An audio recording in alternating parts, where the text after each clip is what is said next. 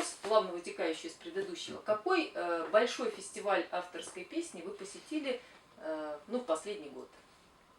Я их, фестивали эти все создаю сам и посещаю. Практически, да. Сам большой и мое любимое детище, которое никак не может встать на крыло.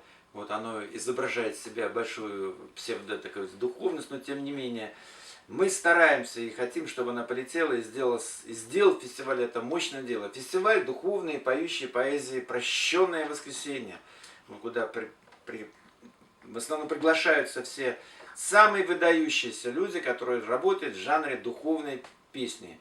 Это может быть и гусляры, это может быть отдельные авторы, исполнители, типа Юрия Щербакова, который у нас снимался в Никите Михалковой, или Василий Жданкин, или наша знаменитая Ирина Леонова, или это будет ансамбль песни и пляски Ставрополя, или, в общем, такие вот у нас то есть специфические бардовские фестивали вы, получается, не посещаете? Нет, посещаем, мы их сами делаем. Один из наших любимых детищ фестиваль у хороших людей.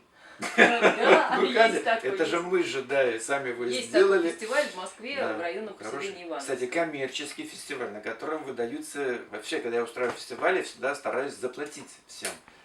И артистам, и непосредственно лауреатам и дипломантам фестиваля. Лауреатам очень нравится этот фестиваль. А есть между собойчик у нас очень хороший. Называется у тебя «Поющая избушка». У нас «Поющая избушка». Вот, а у нас есть «Поющая беседка», на которой ты как раз у нас была. Вот фестиваль такой элитный, куда приглашаются только лишь знакомые, и туда очень трудно попасть. Ну я так вот аккуратно все подвожу к нашим монстрам типа Грушинского фестиваля. Я был там один раз, но это настолько мощное мероприятие, что там происходит столько вибраций от каждого исходит. То есть вибраций бесконечное количество талантов, но они гасят друг друга по закону физики, никто же не отменял их. И поэтому там происходит зачастую гашение друг друга. Там настолько сильное идет скопление этого творческого, что там зачастую такой эффект происходит. И потом там не до тебя. И если ты пригласить туда, допустим, Булат Шалыч-Худжа, кто не знает, он выходит и поет, допустим, «Последний троллейбус», его просто вообще никто не будет слушать. Просто вообще никто не будет слушать. Если пригласить туда Бачурина, «Дерева вы мои, он с его голосом, его вообще никто, он просто прокатится. Я слышу, как Бачурин просто освистывали и выгоняли со сцены. Я просто сам присутствовал на больших фестивалях, московском фестивале. Поэтому, это гнаться за каким-то количеством не стоит. Главное, чтобы там происходило нечто. А это, во-первых, чтобы рождалась атмосфера соответствующая. Не пьянство-то, не разгульного этого расхристанного всего, посткоммунистического модерна этого, а именно чтобы создавалась эта атмосфера любви переждущих к себе, уважения друг к другу, слушания друг друга. Там же происходит народ, никого же не слушает. Он закрылся в палатке и репетирует. Или ансамбль, он же не слушает. Он пошел туда, и главное прорваться в эту десятку, в обойму. Поэтому все это разрушается. Смысл это застолбить за собой, что и я есть. Понимаешь? Опять все это тщеславное, о чем мы говорили, обращаться как можно больше к нравственным вещам. Просто мне недавно претерпел я, весной это сильно. И мне священник после того, как я претерпел, сказал: ты вообще-то, мужик, ты прекращай думать о себе. Ты слишком зациклился на себе. То есть не надо думать о себе. Я всегда, когда на тебя смотрю, ты всегда думаешь о песне. И сочиняешь думаешь о себе как женщина, это нормально. Но когда народ думает только о себе, а особенно в своих песнях, как он подаст, это просто ужасно. Это просто все разрушает. И Грушинский фестиваль наглядно тому подтверждает. Нет, есть ребята, которые мощные, которые настолько толстокожие, они выходят ансамбль и выдают что-то такое. У них ансамбль нормально, привыкли уже к этому. С детства они уже накатили им каким-то образом, волей судеб. Они выходят, они уверены. Они гасят всех там. Допустим, если Андрюша Крючкова нашего сейчас, запустим. Андрей, ладно, Андрей Крючков, он тоже стреляный воробей, он выводит со сцены, он там будет до конца стоять. Но если бы не было у него такого опыта, защиты мощной своей действительно тонкого строения, Вот. А что с ним? Его размазали и все, там, ребята, ударники туристической песни, это, да, просто размазали и все, его не осталось бы там. Поэтому должна быть, если хороший фестиваль, большой, гигантский, значит должны быть такого же уровня гигантские, хорошие продюсеры, которые должны организовывать и быть на голову выше всех авторов. На голову выше. То есть они должны вести за собой. Они должны быть по определению выше на голову. Как Чумаченко Олег, он всегда выше был тебя. Потому что он не только организатор, он знает, куда вести. Ну, организовал ты продюсеров каких-то, порыв, приглашил с эстрадных. И что они тебе сделали, это шоу. Но атмосферы-то нет. И разрушено кое-что. И зависть появляется. И кто-то обиделся на кого-то. А кто-то бухает после этого, да, с горя, с тоски. А кто-то счастье бухает, что они радостные. Вот. Перевес на правый бок, я сказал. Собака здесь. Ну, то есть вы считаете, что сейчас услышать друг друга все-таки можно в какой-то такой более интимной обстановке, да? Как у нас. Там, где собирается, как у вас. У камина. Или у нас у камина, да, или вот у вас так, в беседке. Да. Вот немного людей, там, ну, может быть, 20 человек. Вот сейчас мы немножко изменили формат. Почему? Потому что сюда у нас очень маленький дом. Мы не можем сюда пригласить там 50 человек, места нет. Но зато мы можем сделать это в интернете, и все 50, 150, 350, 750, 750 тысяч человек, все увидят замечательного автора-исполнителя Юрия Ивановича Бабы. Я всегда предполагал, главного редактора, продюсера, как и совмещается лирическое начало с такими продюсерскими ходами изумительными. Не знаю, как это у тебя дальше. Еще красивая женщина. Не знаю. Это чудо. Это чудо. Рита как чудо, надо назвать. Есть Кустурица фильм «Жизнь как чудо». Споем уже. Да. Что-нибудь жизнеутверждающее. Жизнеутверждающее. Голубые облака.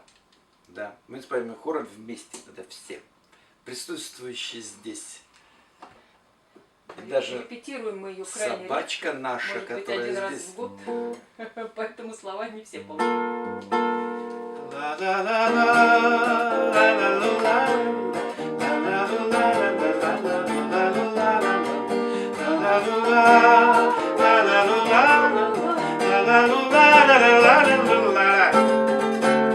Поучай своих домашних на примерах дней вчерашних.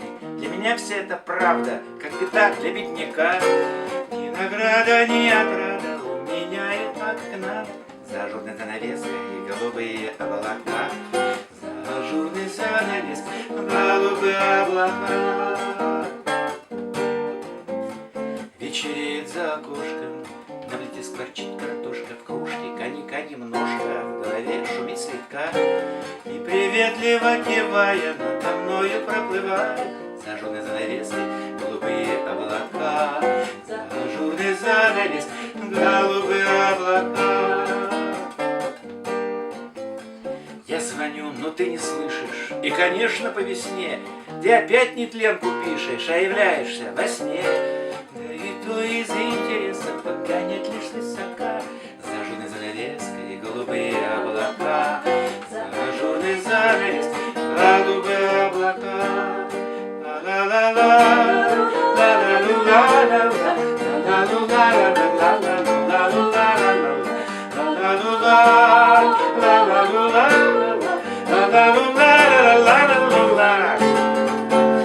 вечерок неторопливо завершает променаж. Мысли грустно лениво покидают билетаж. И в конце заштатной пьески подмигнут издалека. За ажурной занавеской голубые облака. За ажурный занавес голубые облака.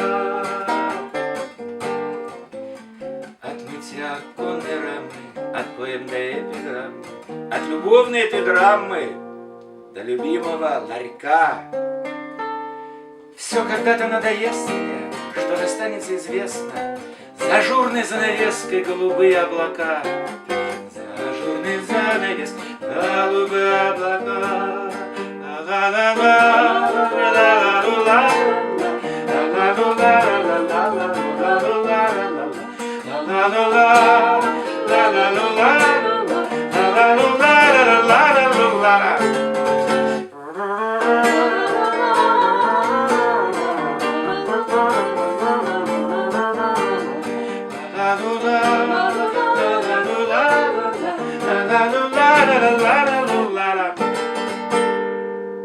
облака. Прекрасная песня, очень позитивная. Пока мы пели, я вспомнила, что у меня есть еще одна любимая песня в твоем репертуаре про людей, которым так хочется любви. Вот как раз это из той же самой истории, о которой мы все время, как красной нитью сейчас проходит, да, именно тема любви. Вот это и есть, ибо любовь это и есть Бог. А очень просто все это у нас устроено. Но отклонения разнообразны. Ну, есть нюансы. Есть нюансы. Вот это как раз песня по нашему вот этому поводу, который как стержневой через всю нашу беседу. Тема любви.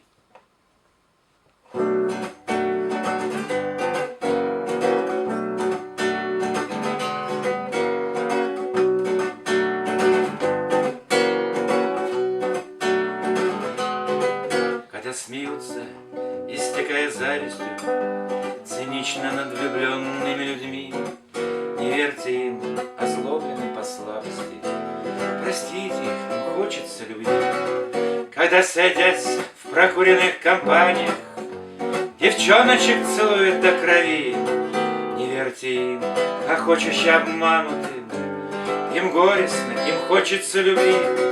Когда вам врут заумно снисходительно, что это, мол, лирическая бредь, не верьте им, потерянным и мстительным, не дай вам Бог поверить хоть на треть. Не верьте им, когда они на лекциях, а в дискуссиях о сложностях семьи, толдычна гармония косексила. Не верьте им хочется любви. Не верьте тем, кто рвется в одиночество, и тем, кто втихаря от их семей, а признается, что чего-то хочется. Ей хочется любви, не верьте ей. И если я смеюсь над этой женщиной, шепча ей на ухо, да ладно, не травя, не верьте мне, ведь я бываю мелочным, но мне по правде хочется любви. Не верьте всем ничтожным и пророчащим, кто прячется за слабости свои. Не верьте им, они же люди, в общем-то, поэтому и хочется любви. Не верьте им, они же люди, в общем-то, поэтому и хочется любви.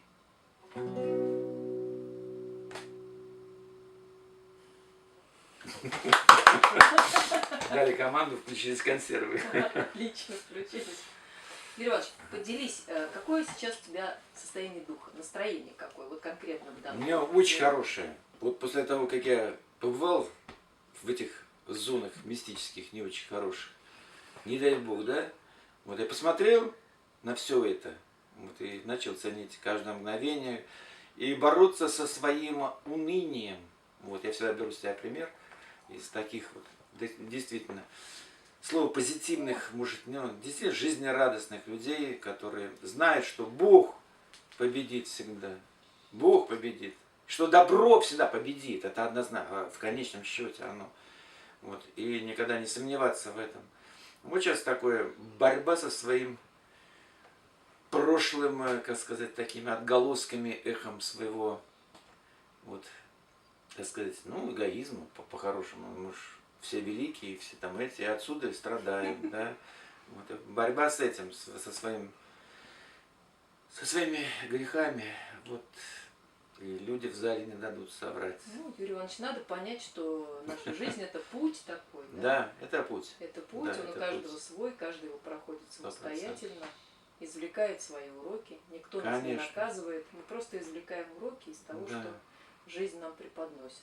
Да, потому что Бог, Он не хочет насилия никакого. Он хочет, чтобы ты нормальный, вменяемый пришел к Нему. Не надо вот эти страха никакого, не надо никакого вот этого идолопоклонства. Он хочет друзей, я так понимаю. Вот хочет, чтобы были достойные его друзья. Но, конечно, чтобы до этого достигнуть, я не знаю. Я вспомнила еще одну чудесную песню. Эта женщина любит меня. Вот как раз из этой истории, вот как раз, да, да женщина, да. которая будет потом очень сильно переживать по поводу своего состояния. Состояние это очень простое, эгоцентризм. Вот. Нарциссизм, или как еще назвать, да? Евгений Александрович Евтушенко. Это женщина.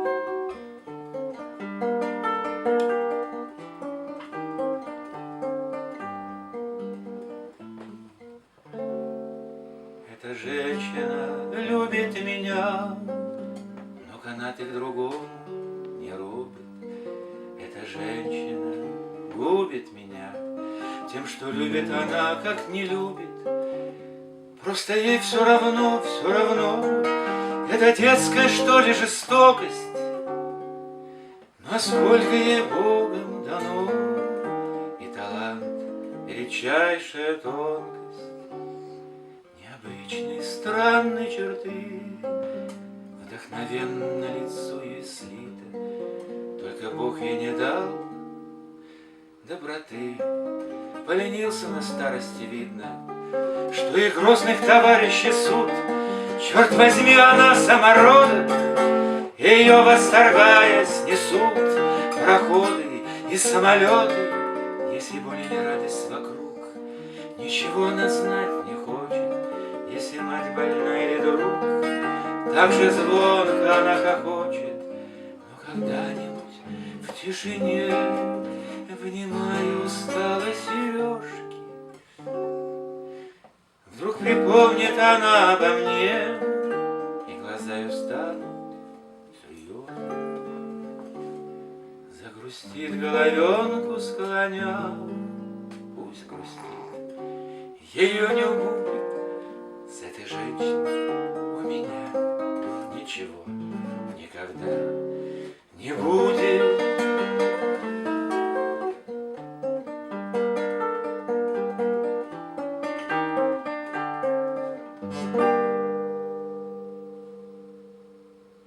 Юрий Иванович, а какой бы вы спели песню, чтобы вот тем людям, которые с вами никогда не были знакомы, вот так сразу себя представить как автора, как человека? А вот то, что вот мы начинали, я помню, как в Ленинграде, да, это вот это и есть, вот, ну 100%, вот это ни про кого не написано. Вообще-то там не было никакого друга в Ленинграде, вот к которому обращается. Это, вот, ну, скорее всего, вот, как бы вымышленно такое, но все, что со мной творилось, вот это как раз и есть. Ну, допустим, вот, да.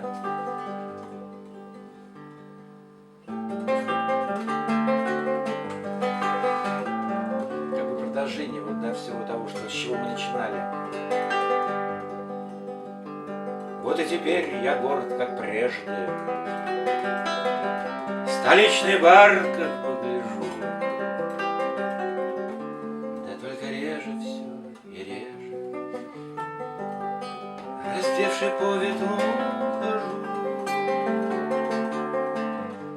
Я стал уверенным и скучным, но ветерок моей страны нет-нет, ты наполни душу апрельской прелестью весны.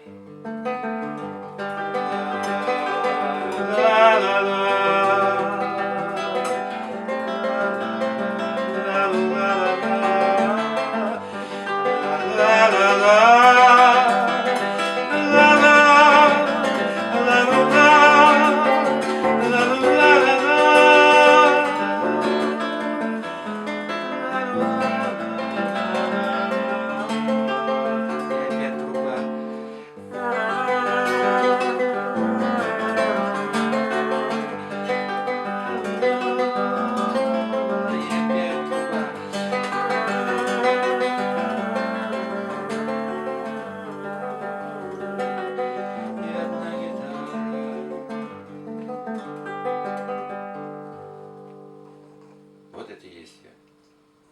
Прекрасно. Юрий Иванович, такой теперь вопрос. Очень часто среди моих знакомых в социальных сетях мелькают такие фразы. Вот если бы я жил в Испании, или вот если бы я жил в Австралии, вот тогда моя жизнь была бы удачной, удавшейся, состоявшейся. В какой стране вам хотелось бы жить? Вот по душе. Ну, конечно, это глупость несусветная. Жить в Испании или... Тебе сюда поставили, просто это величайшее счастье, наслаждение, радость, что тебе наконец-таки, ну, может по-простому сказать, повозя немножко этим местом по асфальту, вот, чтобы тебя сделать лучше, потому что ты живешь в самом лучшем месте всего мира, ибо это есть престол Божий в России, где из тебя делают здесь человека, наконец-таки, по образу и подобию, несмотря ни на что здесь происходит, всего, что именно здесь в России рождается человек. Да.